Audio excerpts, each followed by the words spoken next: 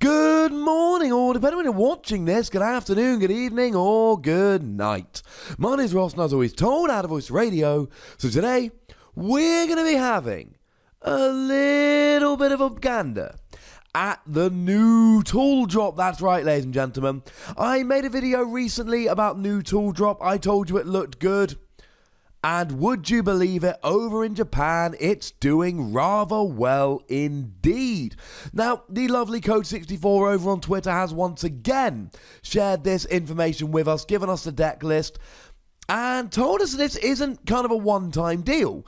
The way he puts it, it's been seeing a bunch of hype and success in Japan, winning multiple gym battles, League Cups, and top 8ing an event with over 120 players.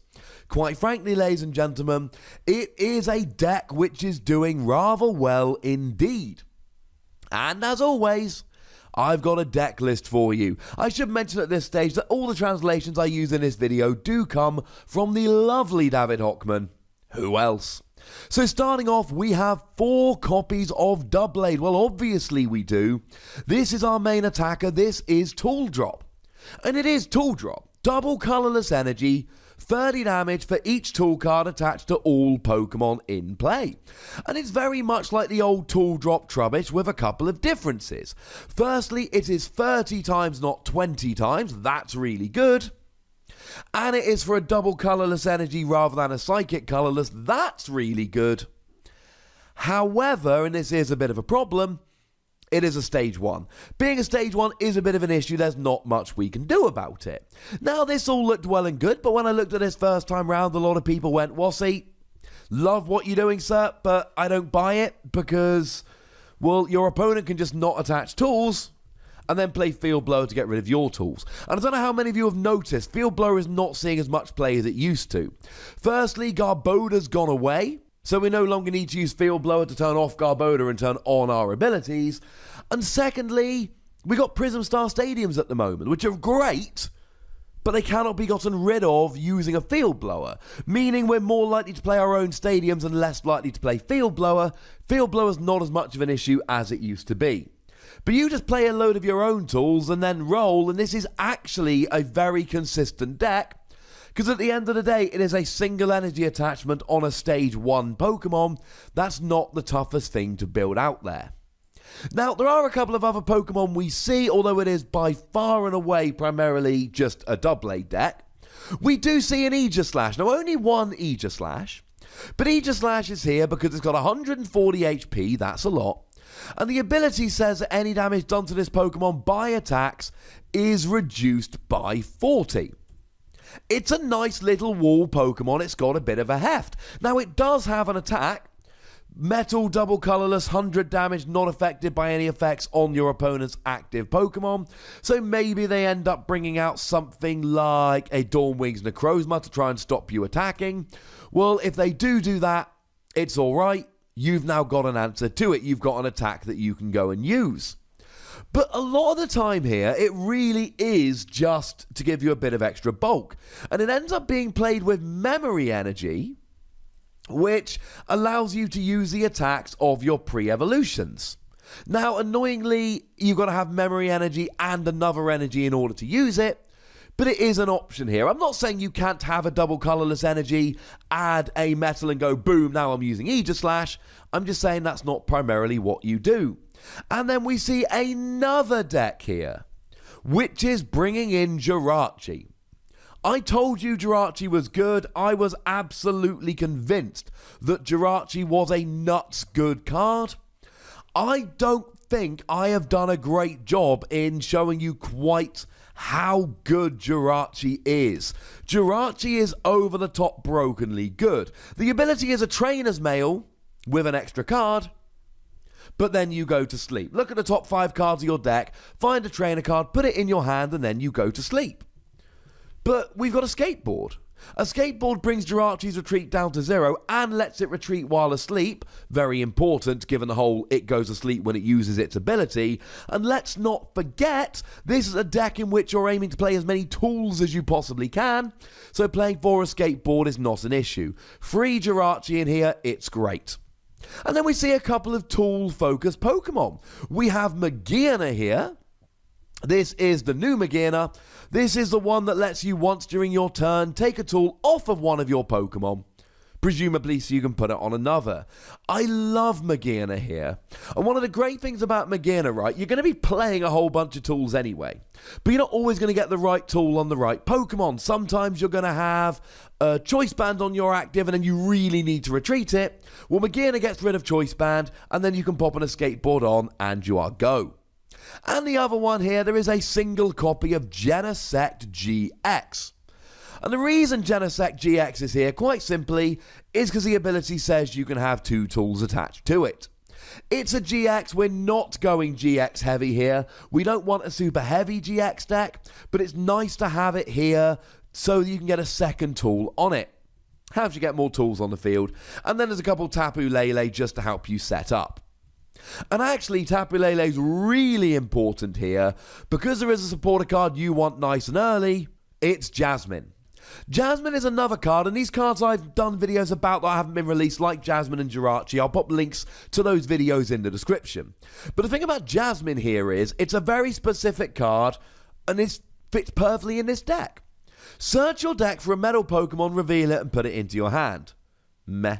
But if it's your first turn and you went second, you can search for 5 metal Pokemon, and this is phenomenal. You grab, 3 of your Honage, and then you get a Jirachi, and then you get a Doublade ready for next turn. It's wonderful, and this is generally the reason why you play Tapu Lele here.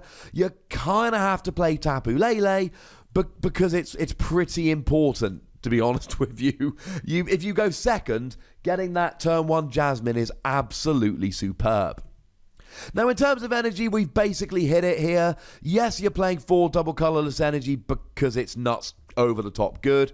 Couple of memory energy. They're quite good for Aegislash, but then don't forget, you can still just play them onto your Doublade here.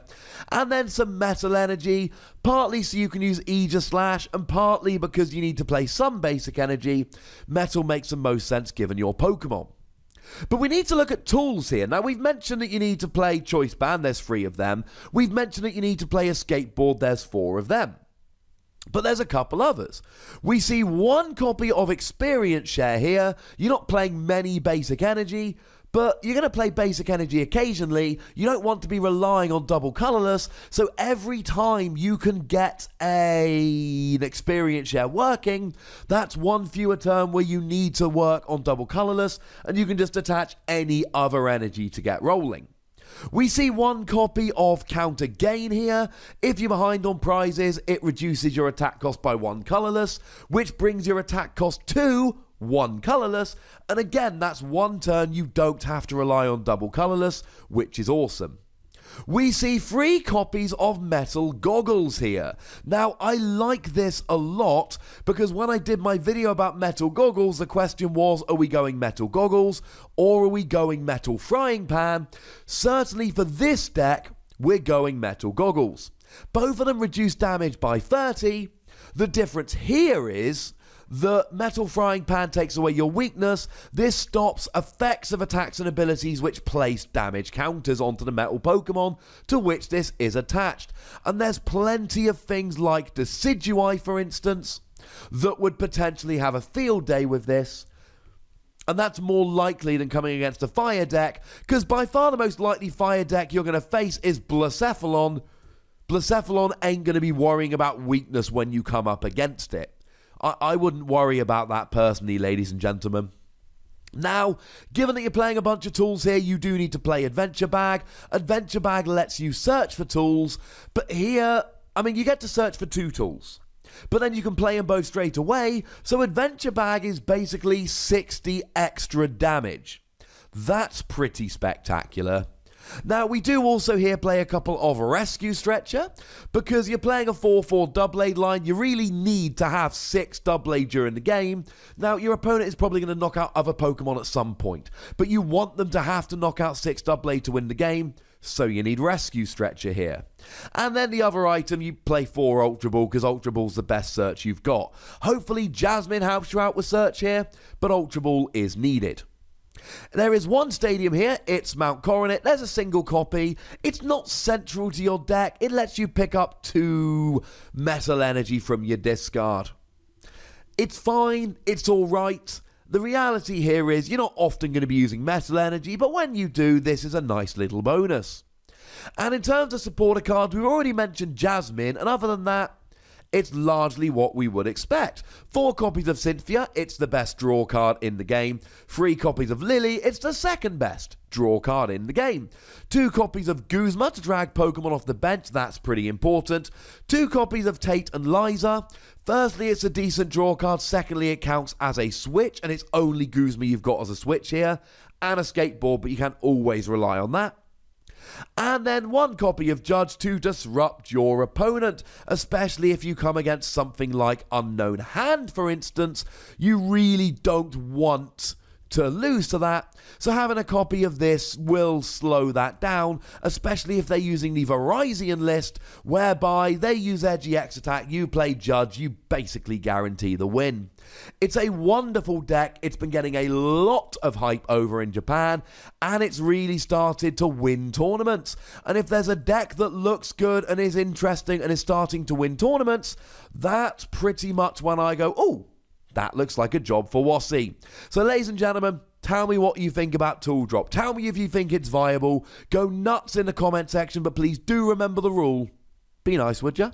And then make sure you like this video, subscribe to this channel, follow me on Twitter at TheWassie, and Twitch for some live action at twitch.tv/PTCGRadio. If you want to support the channel, get some bonus podcasts and all of that, head on over to patreon.com/PTCGRadio, where you can do exactly that. And do make sure you check out youtube.com/WassiePlays for some more Wassie action. But by far the most important thing, as always, is to look after yourselves until next time. Thank you very much for watching. My name's Ross, and you've been watching PTCG Radio.